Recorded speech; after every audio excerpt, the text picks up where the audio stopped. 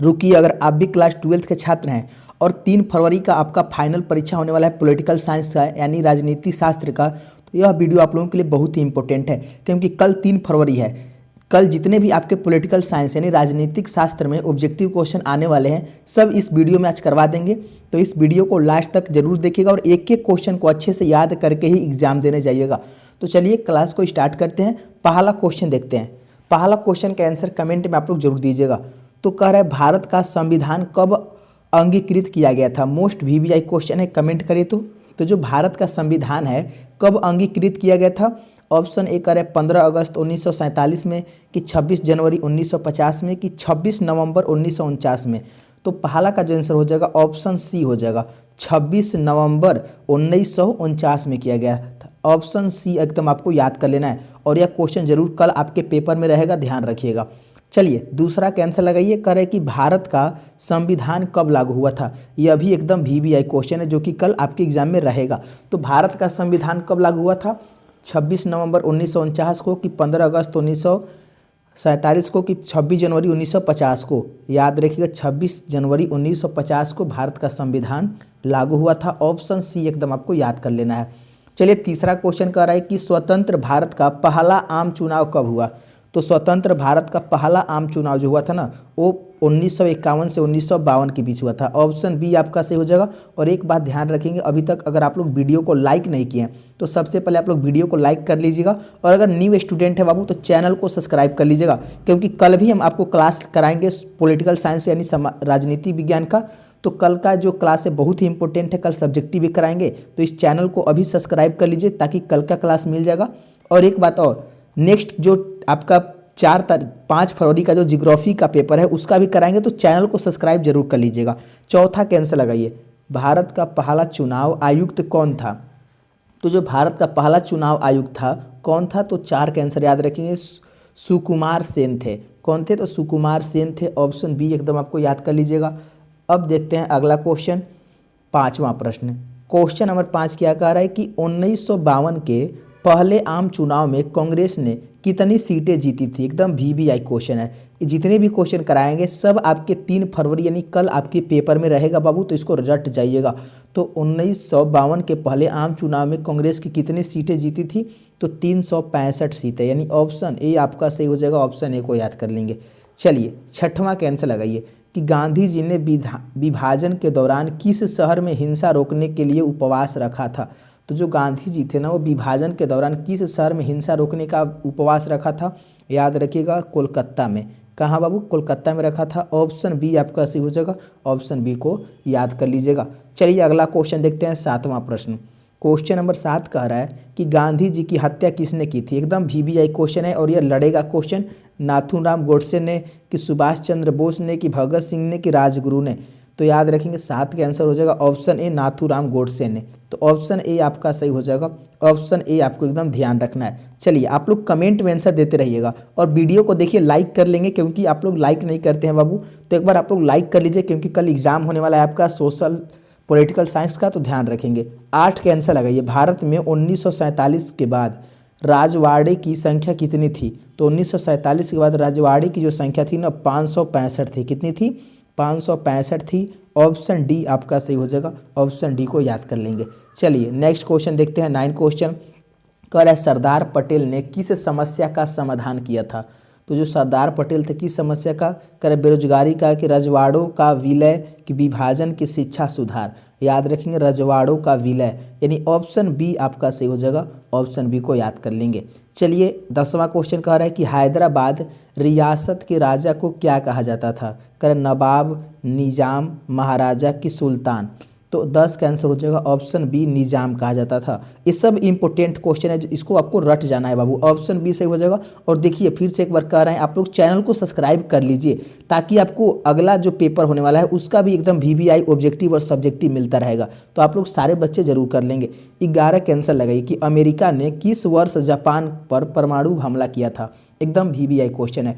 तो अमेरिका ने किस वर्ष जापान पर परमाणु हमला किया था, 1942 में, 1945 में, 1950 में, 1955 में। तो 11 का आंसर याद रखेंगे 1945 में किया था। ऑप्शन बी आपका सही हो जाएगा। अगला क्वेश्चन देखते हैं, 12 प्रश्न। कह रहे अमेरिका ने जापान के किस शहर पर पहला परमाणु बम गिराया था? तो याद रखेंगे पहला जो परमाणु बम गिराया था हिरोशिमा पर गिराया था, यानी ऑप्शन सी आपका सही हो जाएगा। इसको भी याद कर लेंगे। चलिए अगला क्वेश्चन देखते हैं, 13 प्रश्न। कह रहे नाटो का उद्देश्य क्या है?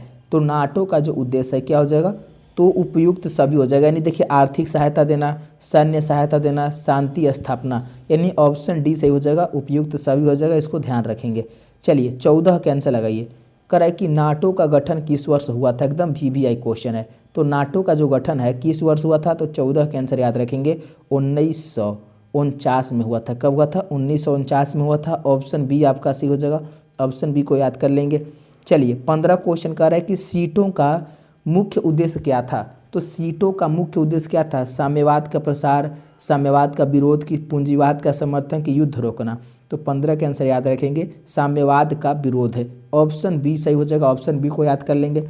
चलिए अगला क्वेश्चन देखते हैं, 16 प्रश्न। कह रहा है कि शॉक थेरेपी का मुख्य उद्देश्य क्या था? याद रखेंगे निजीकरण करना। क्या करना? निजीकरण। ऑप्शन बी आपका सही हो जाएगा, ऑप्शन बी को याद कर लेंगे। देखिए बाबू क्लास को लास्ट तक देखिएगा, उम्मीद करते हैं कि सारा क्वेश्चन आप लोग जरूर याद कर लेंगे। कह रहा है किस देश ने 1990 में खुद को आज़ाद घोषित किया? तो किस देश ने 1990 में खुद को आज़ाद घोषित किया था? याद रखेंगे लिथुआनिया ने। किसने? लिथुआनिया ने किया था। ऑप्शन ए आपका सही हो जाएगा, ऑप्शन ए को याद कर लेंगे। चलिए 18 क्वेश्चन कह रहा है कि सोवियत संघ के विघटन का तत्कालिक कारण क्या था? तो सोवियत संघ के विघटित का जो तत्कालिक कारण था ना, वो क्या था? तो राष्ट्रीयता का उभार। क्या था बाबू? राष्ट्रीयता का उभार था। ऑप्शन ए आपको याद कर लेना है, बिल्कुल सही आंसर है। चलिए 19 का आंसर लगाइए कि शीत युद्ध का अंत किसके विघटन से हुआ था? यह भी VVI क्वेश्चन है। तो शीत युद्ध का जो अंत है किसके विघटन से हुआ था? जर्मनी की, सोवियत संघ की, चीन की, भारत। 19 का आंसर याद रखें सोवियत संघ हो जाएगा। और यह वायरल क्वेश्चन है, आपके एग्जाम में लड़ेगा। ऑप्शन बी को याद कर लेना है। चलिए 20 का आंसर लगाइए कि सोवियत संघ में सुधारों का मुख्य उद्देश्य क्या था? तो सोवियत संघ में सुधारों का मुख्य उद्देश्य क्या था बाबू? सैन्य ताकत बढ़ाना, आर्थिक पुनर्गठन, कृषि उत्पादन की, शिक्षा का विकास। 20 का आंसर क्या हो जाएगा? तो याद रखेंगे ऑप्शन बी हो जाएगा, आर्थिक पुनर्गठन। ऑप्शन बी को एकदम याद कर लेना है। चलिए नेक्स्ट क्वेश्चन देखते हैं। अगला क्वेश्चन क्या कर 21 प्रश्न कि बॉम्बे प्लान किस वर्ष तैयार किया गया था? कमेंट करिए। 21 का आंसर लगाइए। तो बॉम्बे प्लान जो है किस वर्ष तैयार किया गया था? तो 21 का आंसर याद रखेंगे, ऑप्शन ए हो जाएगा 1944 में किया गया था। ऑप्शन ए को एकदम याद कर लेना है, बिल्कुल सही आंसर है, ध्यान रखिएगा। चलिए अगला क्वेश्चन देखते हैं, 22 क्वेश्चन कह रहा है प्रथम पंचवर्षीय योजना कब से कब तक चली? 22 का आंसर क्या हो जाएगा? प्रथम पंचवर्षीय योजना कब से कब तक चली थी? तो 1951 से 1956 तक। ऑप्शन ए आपका सही हो जाएगा, ऑप्शन ए को याद कर लेंगे। चलिए 23 का आंसर लगेगा कि किस पंचवर्षीय योजना का नेतृत्व PC महालनोबिस ने किया था? तो किस पंचवर्षीय योजना का नेतृत्व किया था? 23 का आंसर याद रखेंगे द्वितीय पंचवर्षीय योजना का किया था नेतृत्व। ऑप्शन बी एकदम आपको याद कर लेना है। अगला क्वेश्चन देखते हैं, 24 क्वेश्चन कि भारत में ऑपरेशन फ्लड किस वर्ष शुरू हुआ? 24 का आंसर लगे बाबू कि भारत में ऑपरेशन फ्लड जो है किस वर्ष शुरू हुआ था? 24 का आंसर क्या हो जाएगा? तो ऑप्शन बी याद रखेंगे 1970 के दशक में हुआ था, यानी ऑप्शन बी आपका हो जाएगा 1970 में, ध्यान रखेंगे। चलिए 25 का आंसर है कि श्वेत क्रांति के जनक किसे कहा जाता है? एकदम VVI क्वेश्चन है, इसको तो रट जाइएगा। तो श्वेत क्रांति के जनक किसे कहा जाता है बाबू? याद रखेंगे वर्गीज कुरियन को कहा जाता है, वर्गीज कुरियन को। ऑप्शन ए आपको याद कर लेना है। चलिए नेक्स्ट क्वेश्चन देखते हैं, 26 क्वेश्चन कि दक्षिण कोरिया का मानव विकास सूचांक विश्व में किस स्थान पर है? क्या आंसर हो जाएगा? याद रखेंगे 18वें स्थान पर है। ऑप्शन सी आपको याद कर लेना है। 27 क्वेश्चन देखिए, दक्षिण कोरिया का प्रमुख ब्रांड कौन सा है? तो प्रमुख ब्रांड जो है कौन सा हो जाएगा? कह रहा है कि एजली हो जाएगा, नोकिया हो जाएगा, एप्पल की, सोनी। क्या हो जाएगा? तो 27 का आंसर याद रखेंगे LG हो जाएगा। ऑप्शन ए आपका सही हो जाएगा, LG, ध्यान रखेंगे। चलिए नेक्स्ट क्वेश्चन कर रहा है 28 क्वेश्चन कि चीन की साम्यवादी क्रांति कब हुई थी? तो चीन की साम्यवादी क्रांति कब हुआ था? 28 का आंसर लगाइए। तो 1949 में हुआ था, यानी ऑप्शन सी आपका सही हो जाएगा, ऑप्शन सी को ध्यान रखेंगे। चलिए 29 का आंसर है कि चीन की आर्थिक सुधार प्रक्रिया किस वर्ष शुरू हुई थी? तो चीन की जो आर्थिक सुधार प्रक्रिया है किस वर्ष शुरू हुई थी? 29 का आंसर लगाइए। तो 1900 कब हुआ था बाबू? 1978 में हुआ था, यानी ऑप्शन बी आपको एकदम याद कर लेना है। चलिए 30 का आंसर दीजिए। तो दक्षिण कोरिया किस संगठन का सदस्य है? तो दक्षिण कोरिया जो है ना किसका सदस्य है बाबू? तो याद रखेंगे OECD का, OECD का सदस्य है। ऑप्शन सी सही हो जाएगा। देखिए बाबू अभी 30 क्वेश्चन ही कराए हैं, नेक्स्ट क्लास में अगला क्वेश्चन कराएंगे। तो अभी तक अगर आप लोग वीडियो को लाइक नहीं किए तो प्लीज़ एक बार सारे बच्चे वीडियो को लाइक कर लेंगे और चैनल को सब्सक्राइब कर लीजिए, क्योंकि अगले क्लास में सब्जेक्टिव लाने वाले हैं और 70 क्वेश्चन पॉलिटिकल साइंस का लाने वाले हैं। तो जल्दी से नेक्स्ट क्लास जरूर देखिएगा। मिलते हैं अगले क्लास में। धन्यवाद दोस्तों, जय हिंद दोस्तों।